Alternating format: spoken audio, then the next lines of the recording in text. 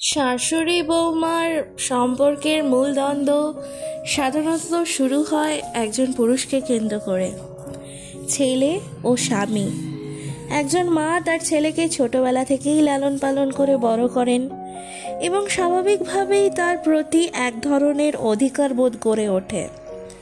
কিন্তু যখন সেই ছেলে বিয়ে করে, তখন তার জীবনে নতুন একজন নারী প্রবেশ করে, যার প্রতি তার ভালোবাসা ও দায়িত্ব বাড়তে থাকে। অনেক শাশুড়ি এই পরিবর্তন সহজে মেনে নিতে পারেন না এবং মনে করেন যে তাদের ছেলে এখন আগের মতো মায়ের প্রতি যত্নশীল নয়। এর ফলে তারা হয়তো পুত্রবধূকে প্রতিদ্বন্দ্বী হিসেবে দেখতে শুরু করেন। অন্যদিকে নতুন বৌমারও অনেক আশা আকাঙ্ক্ষা থাকে। সে চায় তার স্বামী তার পাশে থাকুক এবং সংসারে তার মতামতকে গুরুত্ব দিক। কিন্তু যদি সে দেখে যে তার স্বামীর ওপর তার শাশুড়ির প্রভাব বেশি, তাহলে সে তা সহজে মেনে নিতে পারে না। অনেক ক্ষেত্রেই বৌমারা মনে করেন শাশুড়ি তার স্বাধীনতায় হস্তক্ষেপ করেছেন এবং স্বামীকে তার বিপক্ষে বোঝাচ্ছেন। এই দোটানা থেকে পারস্পরিক সন্দেহ ও বিদ্বেষ জন্ম নেয়। এছাড়াও এই শত্রুতা শুধু শাশুড়ি থেকে বৌমার দিকেই নয়, অনেক সময় উল্টোটাও ঘটে। নতুন বউ সংসারে আসার পর অনেক সময় নিজেদের আধিপত্য প্রতিষ্ঠার চেষ্টা করে এবং শাশুড়িকে গুরুত্বহীন করে তোলে। অনেকে ছোট থেকে বড় হয়েই আসে পাশে থেকে শুনে। সিনেমায় দেখে যে শাশুড়ি ভালো না, শ্বশুরবাড়ির মানুষ মানেই তারা প্রতিদ্বন্দ্বী। তারা শ্বশুরবাড়ির সব কিছুকেই নেগেটিভ মনে করে, ফলে সম্পর্কের মধ্যে টানাপোড়েন বাড়তে থাকে।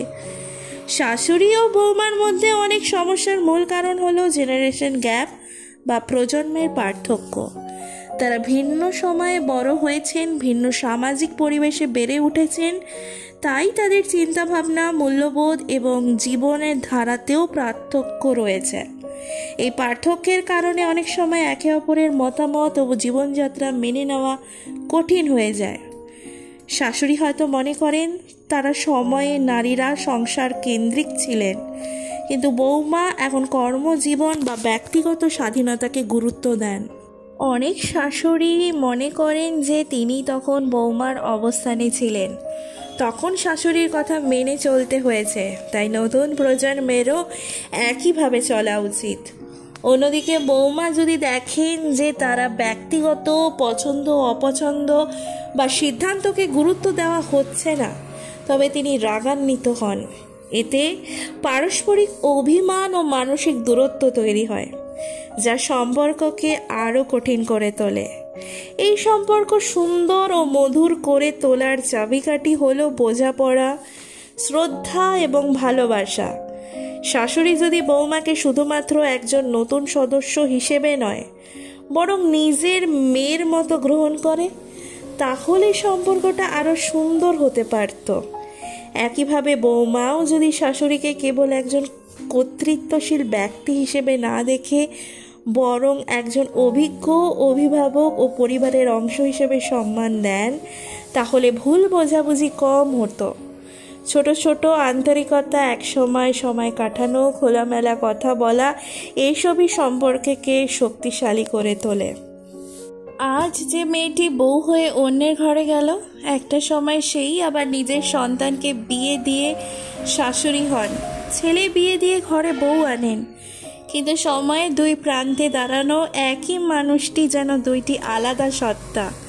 বউ হয়ে যে মেয়েটি শাশুড়িকে অন্যতম প্রতিদ্বন্দ্বী মনে করতেন, শাশুড়ি হয়ে সেই মেয়েটি বউকে প্রতিদ্বন্দ্বী মনে করতে শুরু করেন। তবে বউ শাশুড়ির প্রতিটা সম্পর্ক যে এমনটা হয় সেটাও ঠিক কথা নয়। অনেক পরিবারেই এই দুইটি মানুষ এমন আত্মার বন্ধনে আবদ্ধ হন যে কোনো সম্পর্ককে হার মানায়। সমাজে বউ শাশুড়ির সম্পর্ক নিয়ে যেমন নানা প্রবাদ আছে, তেমনি স্বামী স্ত্রীর সম্পর্কের অবনতি কিংবা পারিবারিক কোনো দ্বন্দ্বে অনেক ক্ষেত্রেই বউ শাশুড়ির সম্পর্ককে দায়ী করা হয়। বিয়ের আগে পর্যন্ত ছেলের ওপর মায়ের কর্তৃত্ব থাকে, কিন্তু ছেলের বিয়ের পর মা মনে করেন তার আদরের সন্তানটি বুঝি হাতছাড়া হয়ে গেল। অনেক মা মনে করেন ছেলে বিয়ে করার সংসারে তার নিজের মূল্য কমে গেছে। মায়েদের এই মানসিকতার পরিবর্তন আনতে হবে। বউ কী করে, কোথায় যায়, কোথায় বেশি পয়সা খরচ করে, তার বন্ধুরা কেমন ইত্যাদি বিষয়ে শাশুড়ির জানার আগ্রহ প্রচণ্ড, যা কিনা বউয়ের মনে বিরক্তিকর উদ্রেক দেয়।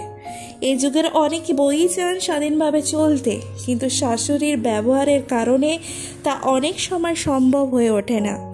বউ বাড়িতে না থাকলে অনেক সময় শাশুড়ি তো ছেলের বউয়ের অনুপস্থিতিতে তার জিনিসপত্রও ঘাটাঘাটি করেন। এমন আচরণে পারস্পরিক শ্রদ্ধা কখনো বাড়ে না, বরং উল্টে কমে যায়। বউ শাশুড়ির সম্পর্ক মধুর করতে শাশুড়িকে যেমন ভূমিকা রাখতে হয়, তেমনি রাখতে হয় বউকেও। বউ সবসময় শাশুড়িকে মায়ের মতো শ্রদ্ধা করবে এবং তা তাকে বুঝতে দেবে। এতে বউয়ের প্রতি শাশুড়ির মমতা বাড়তে থাকবে। তবে বউ কখনো শাশুড়ি থেকে সেরকম ভালোবাসা আশা করবেন না যা আপনার মা বাবা আপনাকে দিয়েছে।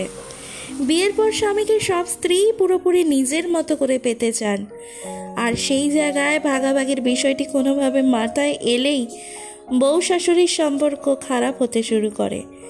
এই পরিস্থিতিতে কোনোভাবেই শাশুড়ির সাথে মানিয়ে নেওয়া সম্ভব না হলে দূরত্ব বজায় রাখুন এবং সে কথা শাশুড়িকে নম্রতার সঙ্গে সরাসরি জানিয়ে দিন। তখন শাশুড়ি কোনো পরামর্শ পছন্দ না হলে চুপ করে থাকাই বুদ্ধিমানের কাজ। বিয়ের পর ছেলে তার আগের মতো মায়ের খোঁজ নেয় বা আগের মতো শখের খাবারগুলো খায় না। অনেক মাই এমন ভাবনা ভেবে চলেন যে ছেলের জীবনযাপন বা খাদ্য অভ্যাসে পরিবর্তন এসেছে।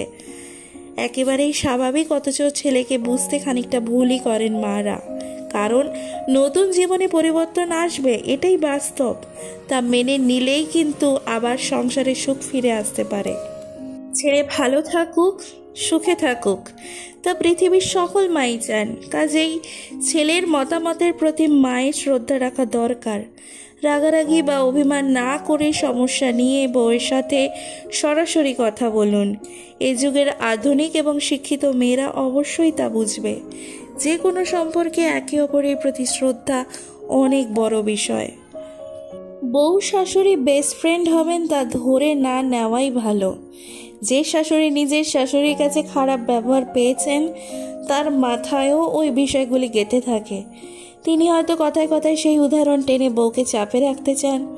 অনেক সময় তিনি মনে করেন এটাই ঠিক। তবে নিজের শাশুড়ির কাছ থেকে খারাপ আচরণের শিকার হওয়া শাশুড়ি তো বুঝবেন কতটা কষ্ট তাকে পোহাতে হয়েছে। তাই নিজের বউমা যাতে একই আচরণের শিকার না হয় সে বিষয়ে সতর্ক থাকাই উচিত। কারণ সময় পাল্টে গেছে, সব খারাপ বিষয়গুলোকে ঝেড়ে ফেলার সময় এসেছে। সময়ের সাথে মানিয়ে চলতে পারলেই নিজেরই সুখ। আজকের যুগের নারীদের অনেকেই চাকরিজীবী, তাই সব কিছু সামলে নিয়ে আগের দিনের মতো শাশুড়ির সেবা করা তাদের বেশি কঠিন। সেটা শাশুড়িকে বুঝতে হবে। আবার বউকেও বুঝতে হবে শাশুড়ির দিকে মাঝে মাঝে কিছুটা মনোযোগ দেওয়া উচিত, বিশেষ করে ছুটির দিনে। তার মনটাও তো চায় আপনার কাছ থেকে কিছুটা সেবা পেতে।